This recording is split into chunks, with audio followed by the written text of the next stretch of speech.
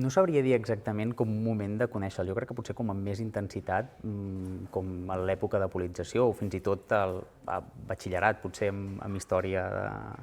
de Catalunya, potser. Jo crec que, o sigui, no sabria dir si influir, però crec que una cosa molt interessant de la seva figura, sobretot, és el fet de ser cristià de veritat. Vull dir, crec que hi ha molta gent que s'omple la boca, i avui en dia veiem molta gent que s'omple la boca de cristianisme, del proïsme, d'estimar els altres, i crec que va ser una persona que ho va posar en pràctica i que va ser un cristià de veritat, i com a cristià de veritat doncs, defensava Catalunya i defensava la seva gent i també la justícia social, i crec que cal més gent com ell i que segueixi la seva estela i que realment doncs, posi en valor aquest amor al proïsme i també aquesta justícia social que és tan necessària en aquests moments. Jo crec que el llegat més gran és